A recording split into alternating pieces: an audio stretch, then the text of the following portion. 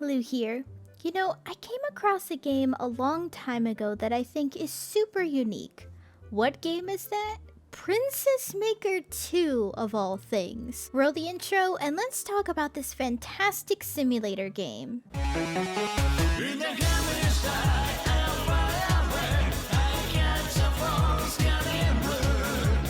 Princess Maker 2 is the obvious second game in a long series of Princess Maker games made by Gainax, released on August 11th, 1988. Yes, that Gainax. I didn't even think Gainax made games, but I guess they did in the 90s? Well, Princess Maker has always been a mixed game for Gainax, probably why a lot of their games haven't been localized. Currently, Princess Maker 2, 3, and 5 have been released in America, but 4 and I think the first game have never had a proper release. Unless I think I saw somewhere on Steam the first Princess Maker game was released, but it was under some kind of spin-off name. I'm not too sure. All the Princess Maker games are available on Steam, and there are also HD remasters that feature remade art. Trust me, looking at the original 90s version, it definitely needed a touch up on the art.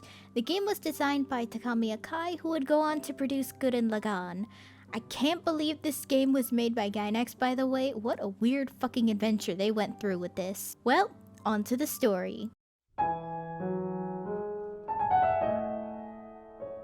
You're a soldier in a fantasy world who defeated an evil demon king, and the gods of this game reward you by gifting you a child made of stars for you to raise by their approval. You also have a demon assistant named Cube to help look after her. You can also name your daughter, though her canon name is apparently Olive. You can pick her birthday and blood type, which is all part of the gameplay. Your job at this point is to raise your daughter from age 10 to 17 in hopes of making her a princess. Or not, considering this game has 74 endings. Seriously, what the hell? When I say 74 endings, I genuinely mean 74 fucking endings.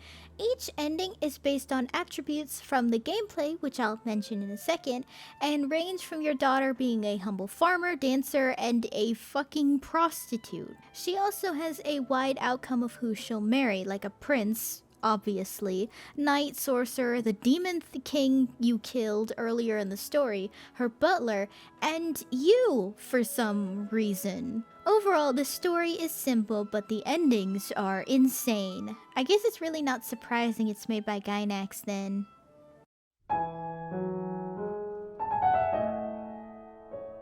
This is the most elaborate part of the game. It's a simulator game, so buckle up because the mechanics of this game are extremely complicated and genuinely confusing if you're playing this blind like I did. You have her basic stats like stamina, strength, intelligence, elegance, glamour, morality, faith, sin, sensitivity, and stress. The most important one to keep an eye on when playing is stress.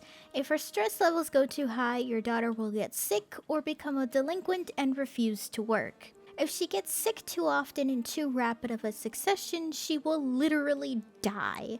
Strangely, this is not an achievement on Steam, but if you ask me, it should be because it's kind of fucking hilarious when you're playing too harshly and you didn't realize she got too stressed and she just keels over and dies. Sensitivity will also cause her to run away from home a lot, so it's wise to keep an eye on that as well, unless you're going for an ending with high sensitivity. There's also an entire RPG aspect to this game. At the time of this video, I haven't fully dived into it because it's an entire separate game when it comes to the RPG side of it, and I've failed pretty much every single time I've tried to go for endings where she's a fighter.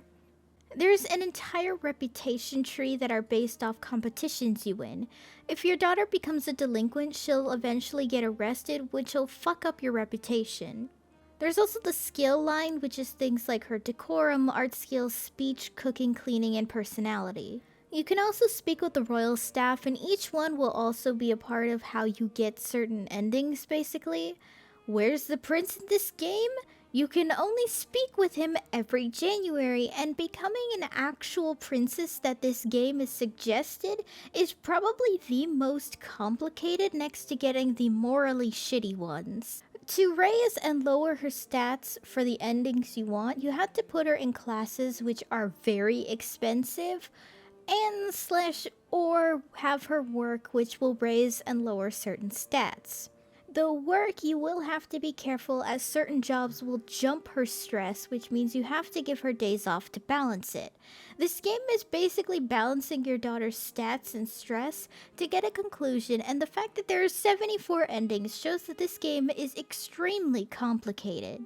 There's items you can get too. Those are pretty self-explanatory once you get the hang of the whole stat thing in this game. Certain outfits will also boost certain stats, but you will have to watch her weight with many of them. Her weight is measured in kilos, which got confusing for me as the game never specified, so I was confused her height for her weight, and I thought my daughter jumped to 155 pounds. The most important thing to get when you literally start any playthrough though is the summer and winter coat, because she will get sick if she doesn't wear proper clothing throughout the season in this game. I didn't do this in my first playthrough and she kept getting sick and dying. I also gave her a birthday in January, which I guess made her very sickly. Though I will say the game is a little slow once you've gotten your first playthrough done. There is an option to pick fast text speed, but I feel like it's genuinely not fast enough sometimes, and like, we don't need an introduction to the job every fucking time we take it, my gosh. Overall, the game is a little slow due to the text speed, but it makes up for it with addictive gameplay involving time management and a wide range of endings, making replayability pretty big. Hell, I'm even still playing it in between writing the script because I'm just genuinely addicted to that game. I wanted to talk about the art here because, gosh, it is sometimes fucking awful. It has a cute 90s charm with the fluffy hair and the big sparkly eyes, but gosh damn is it poorly drawn. Your daughter's sprite on the home screen is really cute, but her dialogue sprites, most of the NPCs, Cube, all look fucking awful. Specifically, the art teacher and your daughter's talking sprites look just the worst. Which is weird, because the ending screenshots of your daughter's career and vacation screenshots all look really good. I guess they didn't put too much thought into the dialogue sprites since it was brief. Hard to say, but gosh, is it bad. The background and sprite art for when your daughter is in class or at work is really cute though. I don't know why, but I'm reminded of Pixel Chicks for some reason.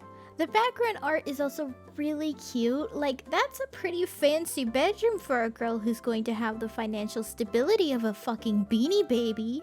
Let me tell you guys, this game really does teach you having kids is fucking expensive. Overall, there's a lot of parts of this game that look really nice, but there's other parts that look genuinely awful.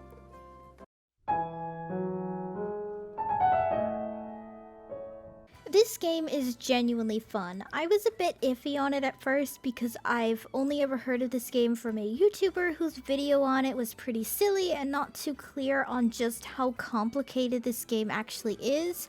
But I have to say this is a really fun game. It kind of makes me wish this game was for phones too, because I can picture this being a really addictive phone game for a lot of people. Hell, it's already addictive as a PC game. Princess Maker 2 can be purchased on Steam for about 20 bucks, which is super expensive for a game made in 1988.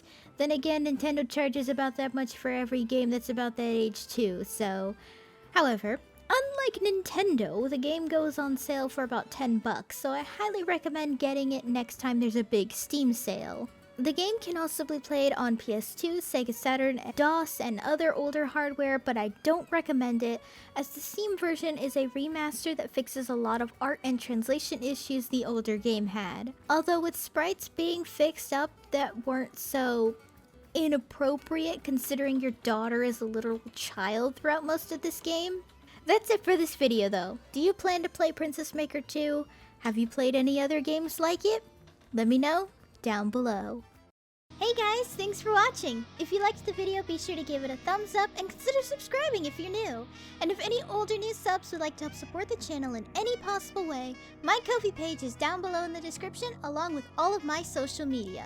For any subscribers, new or old, who would like to help with video ideas or maybe just want to talk about anime or something, then I have a fan server link down below. See you next time!